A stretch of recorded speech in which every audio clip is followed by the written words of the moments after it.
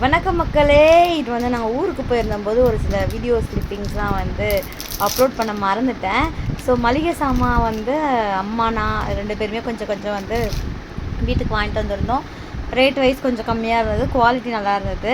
So நாங்கள் அங்கே rice மில்லில் வந்து மிளகாத்தூள் அரைக்கிறதுக்குள்ளே அங்கே இருந்த பாட்டி அவ்வளோ ஸ்வீட்டாக ஹேனிக்கு பூலாம் கொடுத்து ரொம்ப ஜாலியாக பேசிகிட்டு இருந்தாங்க. ஸோ வீட்டில் வந்து சாப்பாடு எப்பயுமே வந்து அந்த அந்த அடுப்புக்கு ஓய்வு இல்லாமல் ஏதாவது ஒன்று நடந்துக்கிட்டே இருக்கும். எங்கள் அம்மா அங்கேயும் வந்து மீன்கார்கிட்ட வந்து என்ன மீன் இருந்துச்சுன்னு சொல்லிட்டு அதெல்லாம் பார்த்துட்டு ஒரு மாதிரி ஒரு 2 டேஸ் நாங்கள் அங்கே டைம் ஸ்பெண்ட் பண்ணியிருந்தாலும் ரொம்ப ஹெல்த்தியாக ஃப்ரெஷ்ஷாக ரொம்ப ஜாலியாகவே போச்சு அப்படின்னு தான் சொல்ல முடியும். ஏன்னா அந்த 2 நாள் ரொம்ப டக்குன்னு இப்படின்றதுக்குள்ளே போயிடுச்சு.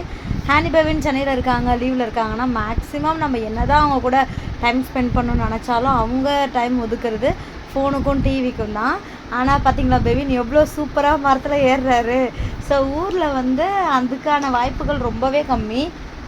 இந்த மாதிரி மரத்தில் ஏறுவாங்க. மற்ற அண்ணன் பசங்கள்லாம் ஸ்கூல் போயிருந்தாங்க, அவங்களாம் வீட்டுக்கு வந்துட்டாங்கன்னா அவங்க கூட சேர்ந்து கொஞ்ச நேரம் டைம் ஸ்பெண்ட் பண்ணுவானுங்க. வெளியில் எல்லோரும் சேர்ந்து பேட் விளையாடுறது. ஸோ இந்த மாதிரி வந்து ஏதாவது ஒரு அவனுங்களே வந்து ரொம்ப ஹாப்பியாக வச்சுப்பானுங்க. நமக்கு அதை பார்க்குறதுக்கு ரொம்ப வித்தியாசமாக இருக்கும். நம்ம சின்ன பிள்ளையில் இப்படி தான் வந்து ரோட்டில் எல்லோரும் சேர்ந்து விளையாடி இருப்போம், ஒன்றா சேர்ந்து கல்லாங்க விளையாடி இருப்போம். ஆனால் இவங்க விளையாடுறது ரொம்ப புதுசாக